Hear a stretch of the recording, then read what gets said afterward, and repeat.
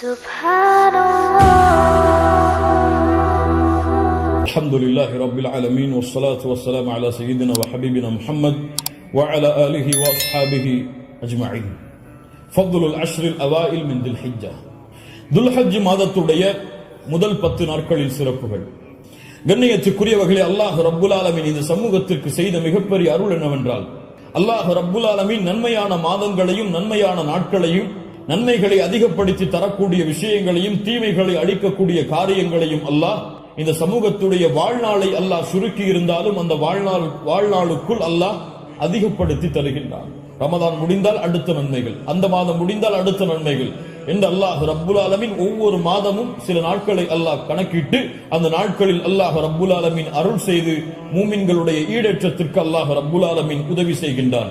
கண்ணியத்துக்குரியவர்களே, அந்த அடிப்படையில் ரமதானுடைய மாதத்திற்கு பிறகு அல்லாஹ்விடத்திலே மிக கண்ணியமான, அல்லாஹ்விடத்திலே மிக சிறப்பு பெற்ற நாட்களை இன்ஷா அல்லாஹ் நாம் அடைய போகின்றோம். அந்த நாட்கள் தான் துல்ஹஜ் மாதத்துடைய முதல் 10 நாட்கள். அல்லாஹ் ரப்புல் ஆலமீன் அவனுடைய புத்தகம் அல் குர்ஆனிலே சூரா ஹஜ்ஜுடைய 28வது வசனத்திலே ஹஜ்ஜை பற்றி இப்ராஹிம் அலைஹிஸ்ஸலாம் அவர்களை அறிவிக்க சொல்லுகின்றான்.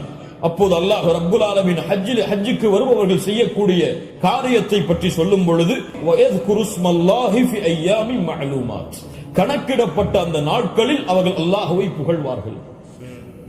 இமாம் இப்னு அப்பாஸ் ரலியல்லாஹு அன்ஹுமா கணக்கிடப்பட்ட நாட்களில் அல்லாஹ்வை புகழ்வார்கள் என்று அல்லாஹ் கூறுகிறானே, அந்த கணக்கிடப்பட்ட நாட்கள் எதுவென்றால் அய்யாமுல் அஷ்ர் அல்-அவாயில் மின் துல் ஹிஜ்ஜா, துல்ஹஜ் மாதத்துடைய முதல் 10 நாளைத்தான் அல்லாஹ் இங்கே குறிப்பிடுகிறான் என்று இப்னு அப்பாஸ் ரலியல்லாஹு அன்ஹுமா அவர்கள் சொன்னார்கள். அல்லாஹ் ரப்புல் ஆலமீன் சூரத்துல் ஃபஜ்ரை ஆரம்பம் செய்கிறார், வல் ஃபஜ்ர் வலயாலின் அஷ்ர்.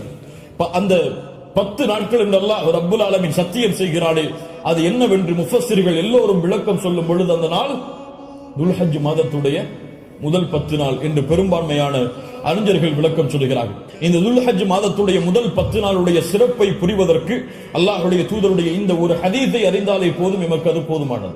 புகாரி ரஹிமஹுல்லாஹ், அபூ தாவூத் வ திர்மிதி போன்ற கிரந்தங்கள் எல்லாம் பதிவு செய்யப்படுகிறது.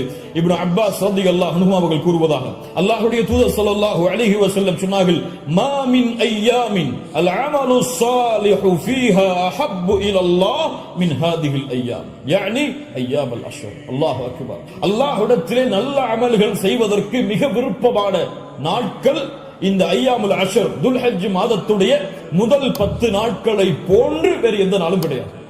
ரமதானுடைய இறுதி இரவுகள் அல்லாஹ்விடத்திலே மிக உயர்ந்தது. அல்லாஹ்விடத்திலே மிக உயர்ந்த 10 நாட்கள் துல்ஹஜ் மாதத்துடைய 10 நாட்கள் தான். ரமதானுடைய இறுதி 10 இரவுகள் அல்லாஹ்விடத்திலே மிக உயர்ந்த அந்தஸ்துடையது. அதை விட ரமதானுடைய மாதத்திற்கு பிறகு துல்ஹஜ் மாதத்துடைய முதல் 10 நாட்கள் அல்லாஹ்விடத்திலே மிக உயர்ந்தது. இந்த ஹதீஸை சொன்னவுடன் சஹாபாக்கள் கேட்டார்கள், வலல் ஜிஹாது ஃபீ சபீலில்லாஹ், அல்லாஹ்வுடைய பாதையில் போராடுவதை விடவும் இந்த நாளிலே செய்யக்கூடிய அமல்கள் மிக உயர்ந்ததா? அல்லாஹ்வுடைய தூதர் ஸல்லல்லாஹு அலைஹி வஸல்லம் சொன்னார்கள், ஆம், வலல் ஜிஹாது ஃபீ சபீலில்லாஹ், அல்லாஹ்வுடைய பாதையில் போராடுவதை விடவும் இந்த நாளுடைய சிறப்பு மிக உயர்ந்தது. ஆனால் இல்லா ரஜுலுன் ஹரஜ பினஃப்ஸிஹி வ மாலிஹி ஃபலம் யர்ஜி' மின் ذلك பிஷை, 2 அமல்களை தவிர அல்லாஹ்வுடைய பாதையில் ஒருவன் போராடுகிறான், அந்த போராட்டத்தில் தன்னுடைய செல்வம் அனைத்தையும் அளிக்கிறான், தன்னையும் அழித்துக் கொள்கிறான், இந்த 2 அமல்களை தவிர. இந்த 2 அமல்களுக்கு எதுவும் ஈடாகாது. இந்த 2ஐ தவிர மற்ற இருக்கக்கூடிய அனைத்து அமல்களை விடவும் இந்த துல்ஹஜ் மாதத்துடைய முதல் 10 செய்யக்கூடிய அமல்களுடைய அந்தஸ்து உயர்ந்தது என்று அல்லாஹ்வுடைய தூதர் முஹம்மது ரசூலுல்லாஹ் ஸல்லல்லாஹு அலைஹி வஸல்லம் சொன்னார்கள். ஏன் இமாம் ஹாஃபிஸ் இப்னு ஹஜர் அல் அஸ்கலானி ரஹிமஹுல்லாஹ் அவர்கள் சொன்னார்கள், ஏன் இந்த 10 நாட்கள் சிறந்தது? அல்லாஹ் ரப்புல் ஆலமீன் அமல்களுடைய தாய்களை எல்லாம் இந்த நாட்களில் வைத்திருக்கிறார். வேறு எந்த நாட்களிலும் செய்ய முடியாத அமல்களை அல்லாஹ் இந்த நாளிலே வைத்திருக்கிறார். ஏன்? இந்த நாளில், இந்த 10 நாட்களில் அல்லாஹ்வை தொழலாம், இந்த 10 நாட்களில் அல்லாஹ்விற்கு நோன்பு இருக்கலாம், இந்த 10 நாட்களில் சதகா செய்யலாம், இந்த 10 நாளில் அல்லாஹ்விற்கு அறுத்து பலியிடலாம். இந்த 10 நாளில் வேறு எந்த நாளிலும் செய்ய முடியாத ஹஜ்ஜை நிறைவேற்றலாம். எல்லா அமல்களும் ஒன்று சேரக்கூடிய நாட்களாக இந்த 10 நாட்கள் இருப்பதால் அல்லாஹ்விடத்திலே அல்லாஹ்வுடைய கணக்கீட்டுடைய நாட்களில் இந்த நாட்களை போன்ற அந்தஸ்துடைய நாட்கள் கிடையாது என்று இமாம் ஹாஃபிஸ் இப்னு ஹஜர் அஸ்கலானி ரஹிமஹுல்லாஹ் அவர்கள் சொன்னார்கள். இந்த நாட்களில் நோன்பு வைக்கலாமா? இதில் வரக்கூடிய 10 நாளில் 10வது நாள் நோன்பு வைப்பது ஹராம். ஏன்? ஈதுடைய நாள். இந்த 10வது நாளை தவிர வரக்கூடிய 9 நாளும் நோன்பு வைப்பது சுன்னாவா? முஸ்லிம் ரஹிமஹுல்லாஹ் இல்மை தேடக்கூடிய மாணவர்கள் என்பதால் இந்த விளக்கங்களை கொடுக்கிறேன். முஸ்லிம் ரஹிமஹுல்லாஹ் அவர்கள் சொன்னார்கள், ஆயிஷா ரலியல்லாஹு அன்ஹா அவர்கள் கூறுவதாக, மா ரஅய்து ரசூலுல்லாஹி ஸல்லல்லாஹு அலைஹி வஸல்லம் ஸாயிமன் ஃபில் அஷ்ரி கத்து. கொஞ்சம் குழப்பமா பாருங்க, புரிய முயற்சி. அல்லாஹ்வுடைய தூதர் துல்ஹஜ் மாதத்துடைய முதல் 10 நாட்களும் ஒருபோதும் நோன்பு வைத்ததில்லை. யாருடைய அறிவிப்பு? ஹஃப்ஸா ரலியல்லாஹு அன்ஹா. யார்? அல்லாஹ்வுடைய தூதருடைய மனைவிதான். நஸை போன்ற கிரந்தங்களில் சஹீஹான அறிவிப்பாக பதிவு செய்யப்படுகிறது, லம் யத ரசூலுல்லாஹி ஸல்லல்லாஹு அலைஹி வஸல்லம் ஸியாம திஸ்இல் ஹிஜ்ஜா. அல்லாஹ்வுடைய தூதர் ஸல்லல்லாஹு அலைஹி வஸல்லம் துல்ஹஜ் மாதத்துடைய முதல் 9 நாளும் எப்போதும் நோன்பை விட்டதில்லை. ஒரு ஹதீஸ் என்ன சொல்கிறது? இப்ப இரண்டுக்கும் முரண்பாடு வருகிறது. இரண்டையும் மறுத்து விடலாமா? உலமாக்கள் இரண்டையும் எப்படி சேர்த்து புரிவது என்பதை சொல்லுகிறார். இல்மை புரிந்து கொள்வதுடைய அடிப்படை. எப்படி இரண்டையும் சேர்த்து பார்ப்பது? ஆயிஷா ரலியல்லாஹு அன்ஹா என்ன சொல்கிறார்கள்? முதல் இரண்டு அடிப்படைகள் புரிவதில். முதல் அடிப்படை, ஆயிஷா ரலியல்லாஹு அன்ஹா என்ன சொல்கிறார்கள்? அல்லாஹ்வுடைய தூதர் 10 நாளும் துல்ஹஜ் மாதத்திலே நோன்பு வைத்ததில்லை. ஏன் 10 நாளும் ஒருவரால் நோன்பு வைக்க முடியாது? ஏன்? 10வது நாளில் ஈத் வருகிறது. அதனால் அல்லாஹ்வுடைய தூதர் 10 நாளும் என்று சேர்த்து சொல்கிறார்களே தவிர முதல் 9 நோன்பு வைக்கவில்லை என்று ஆயிஷா ரலியல்லாஹு அன்ஹா சொல்லவில்லை. 10 நாளும் சேர்த்து நோன்பு வைக்கவில்லை என்று ஆயிஷா ரலியல்லாஹு அன்ஹா சொல்கிறார்கள் என்று புரிந்தால் இது சிறந்தது. அப்படியும் இல்லை என்றால் ஹதீஸ் கலையிலே ஒரு சட்டம் இருக்கிறது, கவுலுல் முஸ்பித் முகத்தமுன் அலா கவுலின் நஃபி. மறுக்கக்கூடியவருடைய சொல்லை விட உறுதிப்படுத்தக்கூடியவருடைய சொல்லுக்கு பலம் அதிகம். மறுப்பவர் மறதியில் மறுக்கலாம், ஆனால் உறுதிப்படுத்துபவர் மறதியிலோ அல்லது இட்டுக்கட்டப்பட்ட நிலையிலோ உறுதிப்படுத்த மாட்டார். ஒன்று பார்க்காமல் இருக்கலாம். அல்லாஹ்வுடைய தூதருடைய வாழ்வில் அவர்கள் அதை பார்க்காமல் இருக்கலாம். அந்த நாளில் அல்லாஹ்வுடைய தூதர் ஆயிஷா ரலியல்லாஹு அன்ஹாவோடு இல்லாமல் இருந்திருக்கலாம். ஆனால் ஹஃப்ஸா ரலியல்லாஹு அன்ஹா உறுதிப்படுத்துகிறார்கள்.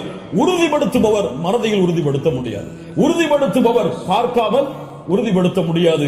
அதனால் இந்த சட்டத்தின் அடிப்படையிலும் அல்லாஹ்வுடைய தூதர் 9 நாள் நோன்பு வைத்தார்கள் என்ற ஹதீஸ் தான் உயர்ந்த தரமுடையது என்று ஹதீஸ் கலையுடைய அறிஞர்கள் விளக்கம் சொல்கிறார்கள். அதனால் சட்டம் என்னவென்றால் 9 நாளும் நோன்பு வைப்பது சுன்னத். யாருக்கு இயலுமோ யாருக்கு முடியுமோ அவர்கள் துல்ஹஜ் மாதத்துடைய முதல் 9 நாட்களும் நோன்பு வைப்பது சுன்னா. 10வது நாள் நோன்பு வைப்பது ஹராம். நோன்புடைய சிறப்புகளை பற்றி நமக்கு தெரியும். அல்லாஹ்வுடைய பாதையில் ஒருவர் அல்லாஹ்வுடைய முகத்தை நாடி ஒரு நாள் நோன்பு வைத்தால் பஅதல்லாஹு வஜ்ஹஹு அனின் நாரி 70 ஹரீஃபா. ஹரீஃபா என்றால் ஆம். அல்லாஹ்வுடைய தூதர் ஸல்லல்லாஹு அலைஹி வஸல்லம் சொன்னார்கள், அல்லாஹ்வுடைய பாதையில் அல்லாஹ்வுடைய முகத்தை நாடி ஒருவர் ஒரு நாள் நோன்பு வைத்தால் அல்லாஹ் ரப்புல் ஆலமீன் அவருடைய முகத்தை நரகத்தில் இருந்து 70 ஆண்டுகள் தூரமாக்குகிறார். அல்லாஹு அக்பர். அல்லாஹ் ரப்புல் ஆலமீன் அந்த பாக்கியத்தை நமக்கு கொடுப்பானாக. அல்லாஹ்வுடைய தூதர் ஸல்லல்லாஹு அலைஹி வஸல்லம் துல்ஹஜ் மாதத்துடைய முதல் 10 நாட்களில் வரக்கூடிய யௌம் அரஃபா, அரஃபாவுடைய தினத்துடைய சிறப்பை பற்றி சொன்னார்கள். மா மின் யௌமின் அக்ஸர மின் அய்யுஅதிகல்லாஹு ஃபீஹி அப்தன் மினன் நார் மின் யௌமி அரஃபா. அல்லாஹ் ரப்புல் ஆலமீன் அதிகமான நரக விடுதலையை கொடுக்கக்கூடிய நாள் அது அரஃபாவுடைய நாள் தான். அரஃபாவுடைய நாளில் அல்லாஹ் முதல் வானத்திற்கு வருகிறார். எப்படி வருகிறார்? ஏன் வருவார் தெரியாது. அல்லாஹ் வருவான். அவன் விரும்புகின்ற முறையில் அல்லாஹ் வருவான். என்ன செய்வான்? கேட்பான், மா இவர்கள் எதை விரும்புகிறார்கள்? மா அராத ஹாஉலா, இவர்கள் எதை விரும்புகிறார்கள்? வேறொரு ஹதீஸிலே அல்லாஹ் ரப்புல் ஆலமீன் அங்கே கூடியிருக்கக்கூடிய எல்லோருக்கும் அல்லாஹ் மன்னிப்பை வழங்குவான். அல்லாஹ் ரப்புல் ஆலமீன் அப்படிப்பட்ட மன்னிப்பாளர்களாக ஹஜ் செய்த நம்முடைய முஸ்லிம்களையும் மூமின்களையும் அல்லாஹ் ஆக்குவான். அல்லாஹ்வுடைய தூதர் ஸல்லல்லாஹு அலைஹி வஸல்லம் சொன்னார்கள், அரஃபாவுடைய அந்த இடத்தில் ஒன்று கூற முடியாத மூமின்களை, ஹஜ்ஜுக்கு செல்ல முடியாத மூமின்களுக்கு அல்லாஹ்வுடைய தூதர் சொன்னார்கள், ஸியாமு யௌமி அரஃபா. அரஃபாவுடைய நாளில் நோன்பு வைப்பது அவருடைய முன் சென்ற ஒரு வருடத்துடைய பாவத்திற்கும் பின் சென்ற ஒரு வருடத்துடைய பாவத்திற்கும் பாவ மன்னிப்பாக இருக்கும். அல்லாஹ் அக்பர். முன் சென்ற வருடத்துடைய ஒரு வருட பாவம் பின் சென்ற வருடத்துடைய ஒரு வருட பாவத்திற்கு மன்னிப்பாக அமையும் என்று அல்லாஹ்வுடைய தூதர் ஸல்லல்லாஹு அலைஹி வஸல்லம் சொன்னார்கள். அல்லாஹ்வுடைய தூதர் ஸல்லல்லாஹு அலைஹி வஸல்லம் சொன்னார்கள், அஃதலு துஆ துஆஉ யௌமி அரஃபா. துஆக்களில் மிக சிறந்தது அரஃபாவுடைய தினத்தில் கேட்கப்படும் துஆவாகும். அல்லாஹ்வுடைய தூதர் ஸல்லல்லாஹு அலைஹி வஸல்லம் சொல்லிவிட்டு சொன்னார்கள், நானும் எனக்கு முன்னால் சென்ற நபிமார்களும் கூறிய வார்த்தைகளில் மிக சிறந்தது எது? லா இலாஹ இல்லல்லாஹ் வஹ்தஹு லா ஷரீக லஹ், லா இலாஹ இல்லல்லாஹ் வஹ்தஹு லா ஷரீக லஹ். இதுதான் மிகச்சிறந்தது. அரஃபாவுடைய தினத்தில் கேட்கப்படக்கூடிய துஆ. கண்ணியத்துக்குரியவர்களே, இந்த 10 நாட்களில் அதிகமான அமல் செய்யக்கூடிய மூமின்களாக இருப்போம். இந்த 10 நாளை எப்படி கண்ணியப்படுத்த வேண்டுமோ அந்த கண்ணியப்படுத்தினால் அல்லாஹ் ரப்புல் ஆலமீன் இந்த நாட்களுக்குரிய கூலியை எமக்கு கொடுப்பான். இறுதியாக சுருக்கமாக 5 நிமிஷம் கடமையுடைய ஒரு சிறிய சட்டம் என்னவென்றால், அல்லாஹ் ரப்புல் ஆலமீன் உதுஹியா என்றால் அல்லாஹுடைய பெயரை கொண்டு அல்லாஹுடைய முகத்தை நாடி ஒட்டகத்தையோ மாட்டையோ ஆட்டையோ யௌமுன் நஹர் யௌமுல் ஈத் அன்று அல்லது அய்யாமுத் தஷ்ரீக் அதற்கு தொடர்ந்து வரக்கூடிய 11, 12, 13 இந்த நாட்களில் அல்லாஹ்வை நெருங்குவதற்காக இந்த 3 விலங்கினங்களையும் அறுத்து பலியிடுதல் தான் உதுஹியா. அல்லாஹ் ரப்புல் ஆலமீன் கூறுகிறான், இன்னா அத்தய்னாக அல் கௌசர். அல்லாஹ் ரப்புல் ஆலமீன் நபியே கௌசர் என்ற தடாகத்தை உமக்கு வழங்குகிறான். அதனால் ஃபஸல்லி லிரப்பிக வன்ஹர், அல்லாஹ்வை தொழு, அல்லாஹ்விற்கு அறுத்து பலியிடுங்கள். வன்ஹர் வஸ்பஹ், அல்லாஹ்விற்கு அறுத்து பலியிடுங்கள் என்று அல்லாஹ் ரப்புல் ஆலமீன் கட்டளையிடுகிறான். இந்த உதுஹியாவுடைய விஷயத்தில் உலமாக்கள் மத்தியிலே கருத்து வேறுபாடு இருக்கிறது. சில உலமாக்கள் சொல்கிறார்கள் உதுஹியா என்பது வாஜிப், அதை விட்டால் பாவம். உதுஹியா வாஜிப், அது விட்டால் பாவம். ஆனால் ஜும்ஹூர் அஹ்லுல் இல்ம் உலமாக்களுடைய ஒட்டுமொத்த கூட்டத்துடைய கருத்து என்னவென்றால், பெரும்பான்மையான உலமாக்களுடைய கூட்டத்துடைய கருத்து என்னவென்றால், உதுஹியா சுன்னah, விட்டால் மக்ரூஹ், விட்டால் வெறுக்கத்தக்கது. அல்லாஹ்வுடைய தூதர் தங்களுடைய இறுதி 10 ஆண்டுகளில் ஒருபோதும் உதுஹியாவை தாங்கள் கரத்தால் அறுப்பதை விடவில்லை. இது சுன்னah, ஆனால் விட்டால் பெரும்பாவம் கிடையாது, வெறுக்கத்தக்கது. கண்ணியத்துக்குரியவர்களை யாருக்கு அல்லாஹ் வசதி செய்திருக்கிறானோ அவர்கள் எவ்வளவு விலங்கின அந்த ஆடுகளையோ மாடுகளையோ ஒட்டகங்களையோ அறுத்து பலியிட முடியுமோ அவர்கள் அறுத்து பலியிடலாம். ஒருவருக்கு ஒரு ஆடுதான்.